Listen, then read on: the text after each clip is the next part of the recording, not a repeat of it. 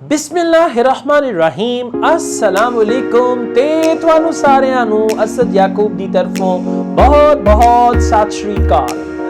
All right guys, Punjabi ਦੇ channel ਤੇ ਪੰਜਾਬੀ ਦੀ video ਹੁਣ ਤੇ ਤੁਹਾਡੀਆਂ ਬਾਛਾਂ ਖਿਲ ਗਈਆਂ ਹੋਣਗੀਆਂ ਤੇ ਜਿਹੜੀ ਮੈਂ ਖਬਰ ਲੈ ਕੇ ਆਏ ਇਹ ਖਬਰ ਸੁਣ ਕੇ ਤੁਹਾਨੂੰ ਹਾਸਾ ਵੀ ਆਏਗਾ, ਖੁਸ਼ੀ ਵੀ ਹੋਏਗੀ ਤੇ ਜੇ ਤੁਸੀਂ ਇਹਦੇ 'ਚ ਕੁਆਲੀਫਾਈ ਕਰ ਗਏ ਤੇ ਬਸ ਫਿਰ ਬੱਲੇ ਬੱਲੇ ਹੋ ਜਾਊਗੀ। Alright guys, there is an immigration, एक immigration ਦੀ type ਹੈ ਜਿਹਨੂੰ ਇਹਨਾਂ ਨੇ ਨਾਂ ਦਿੱਤਾ ਹੈ self employed persons program। self employed, ਹੁਣ ਜ਼ਰਾ ਗੱਲ ਨੂੰ ਸਮਝਿਓ ਜੇ ਇਹ ਵੀਡੀਓ ਥੋੜੀ ਜੀ ਲੰਬੀ ਹੋਊਗੀ ਲੇਕਿਨ ਤੁਸੀਂ ਗੱਲਬਾਤ ਨੂੰ ਸਮਝਣਾ ਹੈ ਤੇ ਵੇਖਣਾ ਹੈ ਜੇ ਤੁਸੀਂ ਇਹਦੇ 'ਚ ਕੁਆਲੀਫਾਈ ਕਰ ਗਏ ਨਾ ਆਈਲੈਟਸ ਦਾ ਝੰਜਟ, ठीक है, ना कोई होर क्वालिफिकेशन ज्यादा चाहिए है, ग्रेजुएशन भी चलूगा, ना कोई जॉब दा के जी केड़ी फील्ड दी जॉब है किद्दां है वो भी कुछ नहीं है ते प्रोग्राम भी है फेडरल है यानी तुसी कैनेडा दे किसी भी पार्ट च जा सकते हो। राइट, लगनगे इन्हू कोई 23 मंथ्स लेकिन it's important. So this immigration is called self employed persons immigration ते इंदे च आंदा कौन कौन है? Cultural workers. ਹੁਣ ਕਲਚਰਲ ਵਰਕਰਸ ਦੀ ਜਿਹੜੀ ਡੈਫੀਨੇਸ਼ਨ ਹੈ ਇਹ ਮੈਂ ਤੁਹਾਨੂੰ ਸਾਰੇ ਜਿਹੜੇ ਇਹਨਾਂ ਦੇ ਨਾ ਸ਼ੋਬੇ ਉਹ ਡਿਟੇਲ ਨਾਲ ਸਮਝਾਵਾਂਗਾ। ਚਾਹ ਕਾਫੀ ਪੜ ਲਵੋ, ਆਰਾਮ ਨਾਲ ਵੀਡੀਓ ਵੇਖੋ, ਤੁਸੀਂ ਇੰਜੋਏ ਕਰੋਗੇ। ਮੇਰਾ ਥੋੜਾ ਗਲਾ ਖਰਾਬ ਹੈ, ਮਾਜ਼ਰਤ ਚਾਹਨਾ ਹੈ, ਮਾਫੀ ਮੰਗਣਾ ਇਸ ਚੀਜ਼ ਦੀ ਤੁਹਾਡੇ ਕੋਲੋਂ।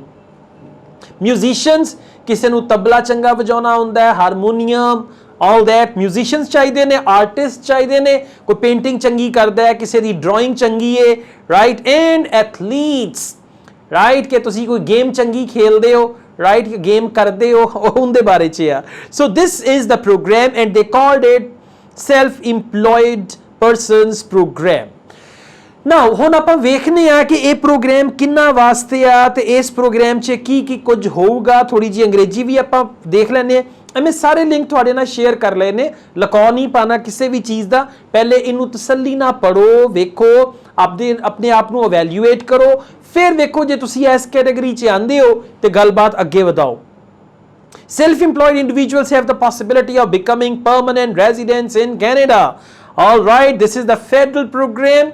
It allows eligible individuals who have relevant experience in athletics, arts and culture to apply for Canadian permanent residence. See that? ਇਹ ਫਾਇਦਾ ਤੁਹਾਨੂੰ ਹੋਏਗਾ ਜੇ ਤੁਸੀਂ ਇਹਦੇ 'ਚ ਕੁਆਲੀਫਾਈ ਕਰ ਜਾਂਦੇ ਹੋ। ਅੱਛਾ, ਹੁਣ ਮੈਂ ਤੁਹਾਨੂੰ ਦੱਸਣਾ ਹੈ ਕਿ ਇਹਦੇ 'ਚ ਮਤਲਬ ਕੈਟਾਗਰੀਜ਼ ਕੀ ਨੇ ਜਿਨ੍ਹਾਂ 'ਚ ਤੁਸੀਂ ਅਪਲਾਈ ਕਰ ਸਕਦੇ ਹੋ। ਫਿਰ ਤੁਸੀਂ ਆਪ ਵੇਖਣਾ ਹੈ ਤੇ ਉਹਨਾਂ ਦੀ ਡਿਮਾਂਡ ਕੀ ਹੈ। ਡਿਮਾਂਡ ਇਹ ਵੇ ਕੈਂਡੀਡੇਟਸ ਯਾਨੀ ਜਿਹੜਾ ਉਹਨਾਂ ਦਾ ਕ੍ਰਾਈਟੇਰੀਆ ਹੈ ਉਹਦੇ ਮੁਤਾਬਿਕ candidates must also be able to contribute to what the federal government calls the enrichment of Canadian culture and sport, right? And key demand and make a significant contribution to specific economic activities in the country. Economic activities 'ਚ ਤੁਸੀਂ contribute ਕਰ ਸਕੋ ਜੋ Canada 'ਚ ਚੱਲ ਰਹੀ ਹੈ। ਇਹ ਉਹਨਾਂ ਦੀ ਡਿਮਾਂਡ ਹੈ। For example, a music teacher destined for a small town may be considered to be of local importance, as may a freelance journalist writing for a Canadian publication, both of which are cited by the government as examples of what a significant contribution can be. ਹੁਣ ਮੈਂ ਤੁਹਾਨੂੰ ਇਨ੍ਹਾਂ ਸਾਰੀ categories ਦੱਸਾਂਗਾ, professional list ਦੱਸਾਂਗਾ, ਪॉइंट्स दसांगा। 100 points ने total ते पता है पासिंग मार्क्स किन्ने ने साडे इधर पंजाब वाले 35 ओके 100 चो जे तुहाडे 35 मार्क्स आ गए ते तुसी क्वालीफाई कर जाओगे। इंदे वास्ते आसान दस रहे हैं। आईलेट्स दी भी लोड़ कोई नहीं है, जे 4 बैंड भी आएगा तो चलूगा। एज दी भी कोई खास रिस्ट्रिक्शन नहीं है, जे थोड़ी एज अराउंड 50 तक भी है यानी उन्होंने 21 तो लैके अराउंड 49 जी एज है ना उन्होंने सेम पॉइंट्स दिते ने ते मैं कहना बल्ले बल्ले आ। लेकिन जे तुसी इंदे च क्वालीफाई कर जाओ तां। अच्छा जी, immigration as a self employed person, थोड़ी जी मैं थानू इनकी जानकारी दे दा। कहते हैं to qualify for business immigration to Canada under the self employed person program an applicant must demonstrate that he or she has relevant agricultural यानी इंदे च उन्होंने एग्रीकल्चर भी पाई है, आर्टिस्टिक, राइट, फाइन आर्ट्स हो गया, और athletic experience that will allow the applicant to be successfully self employed in Canada, कि कनेडा जाके मैं आपदी वाही बीजी करूंगा, राइट, आपदियां फसलों 'ਚ कनक उगावांगा ते कनक वेचांगा ते मैनू कोई नौकरी नहीं चाहिए। इनू कहंदे ने सैल्फ इंप्लॉयड, जिहड़ा बंदा अपनी अपॉर्चुनिटी आपे क्रिएट करदा है, उन्होंने नौकरी नहीं चाहिए होंदी, उन्हें उत्थे जाके होर कोई काम नहीं करना, उन्हें अपनी अपॉर्चुनिटी आप क्रिएट करनी है। तो यह उन्हां दी डेफिनेशन है सैल्फ इंप्लॉयड दी, ते यह तुहाडे कोलों वो चाहते हैं। अच्छा जी, हुण आपां वेखने आ, मतलब मजीद इनू ब्रेक डाउन करने आ, डिटेल च जानने आ, ते उत्थे हुण आपां चैक करने आ कि होर इहदे च एलिजिबिलिटी क्राइटेरिया जिहड़ा वो की है। कहते हैं जी, foreign national must meet the government of Canada's definition of a self employed person in order to be considered eligible for assessment. Now definition की है, a self employed person is defined as someone with relevant self-employed experience in a cultural or athletic activity। cultural and athletic, ਇਹ ਦੋ ਚੀਜ਼ਾਂ ਨੇ, ਇਹਨੂੰ ਅੱਗੇ ਮੈਂ breakup ਕਰਕੇ ਤੁਹਾਨੂੰ ਦੱਸਣਾ ਹੈ। अच्छा, ਹੁਣ ਵੇਖੋ जरा प्रोफेशन लिस्ट ਇਹਨਾਂ ਦੀ ਕੀ है, ਇਹ डिटेल सारे लिंक्स में शेयर कर दिते ने, तसल्ली ना तुसी पढ़ना है। एक ईमेल आईडी ਹੁਣ मैं ਤੁਹਾਨੂੰ ਦੱਸੂਗਾ, उस ईमेल आईडी ਤੇ ਤੁਸੀਂ मेल पानी है, दसना है उन्होंने आपके बारे च कि तुसी कौन हो, तुहाडा सीवी जिहड़ा है वो सेंड करना है, फिर वो तुहानू दसणगे कि तुसी क्वालीफाई करदे भी हो कि नहीं। तो जे ते कर गए इहदे च तुसी क्वालीफाई, तो मैं कहना है तुहानू कनेडा जान तो कोई नहीं रोक सकता, राइट।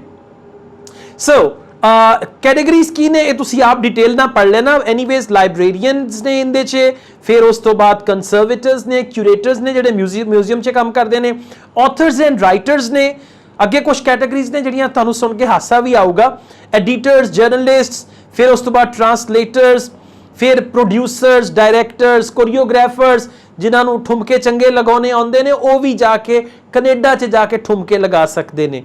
एंड रिलेटेड ऑक्यूपेशंस, फिर कंडक्टर्स जिहड़े नहीं म्यूजिक चलाउंदे ने इंज हत्थां दे नाल, म्यूजिशियंस एंड सिंगर्स जिहड़े अच्छे गुलूकार ने, लेकिन इन्हां सारियां चीज़ां वास्ते वो तुहाडे कोलों इंटरनेशनल लैवल ते रिकग्निशन जिहड़ी है वो मंग रहे ने।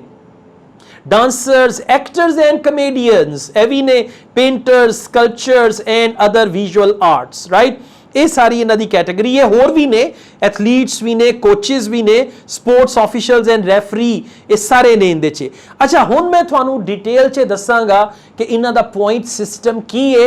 100 च 35 पॉइंट चाहिए ने, ये हुण मैं तुहानू दसांगा किद्दां बनणगे। जे ते तुसी क्वालीफाई कर गए, कसमे 35 पॉइंट ते तुहाडे एज दे ही बन जाने ने, यकीन करके जानियो 35 पॉइंट तुहाडे एज दे ही बन जाने ने, होर अगे तुहानू जान दी लोड़ ही नहीं। आइल्स तक गल पहुंचनी ही नहीं है, ते आइल्स दीयां 4 बैंडां भी बथेरियां ने इहदे वास्ते।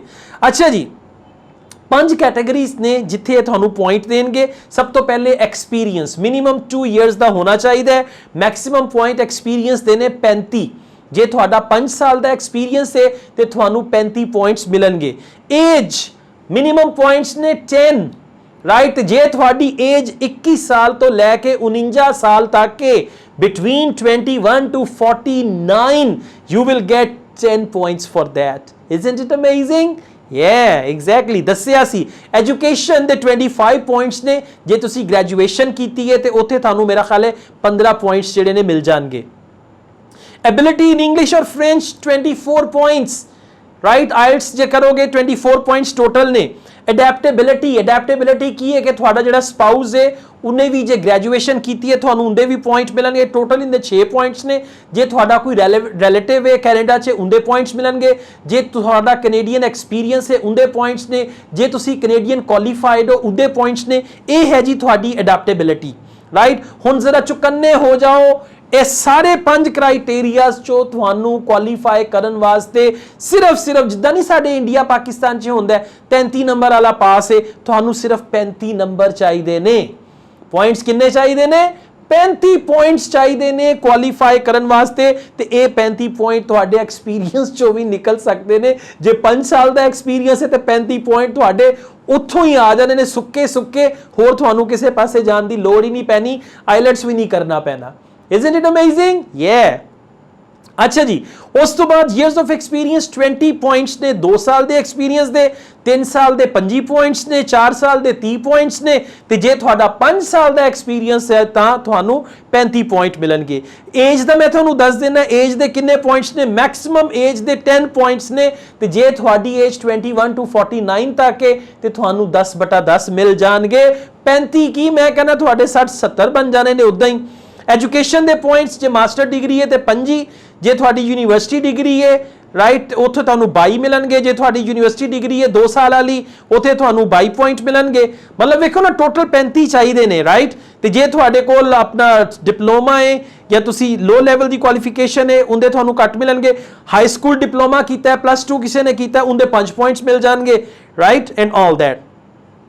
12 years apprenticeship and at least 12 years of full time or full time equivalent study, जे तुसी +2 कीता है ते 12 पॉइंट्स लब्बणगे तुहानू। उस तो बाद आईलेट्स से जिंदी लोड ही नहीं रहंदी, लेकिन जे 4 बैंड भी ले लोगे ते उनदे तुहानू पॉइंट मिल जाणगे। अडैप्टेबिलिटी दा मैं तुहानू दस दिता है, टोटल पॉइंट्स 3 तो 5 ने ते वो सारे इनदे क्राइटेरियाज ने। ते ये जनाब हैगा जे प्रोग्राम। हुण करना की है ये मैं तुहानू दस देना है।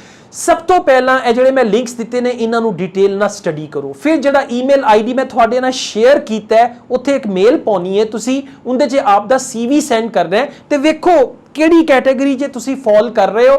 जे किसी कैटेगरी जे तुसी फॉल कर रहे हो ते उत्थे आपदा सीवी पाओ, उन्हां नू पुछो जी होर की चाहीदा है, वो फिर तुहानू आपे सारी डिटेल दसणगे। ते जे एक वारी तुसी इस कैटेगरी च आ गए तो मैं कहना कि बस फिर तुहाडे उत्ते इन्नी कृपा होगी कि तुहाडीआं अखां कनेडा जाके खुलणगियां।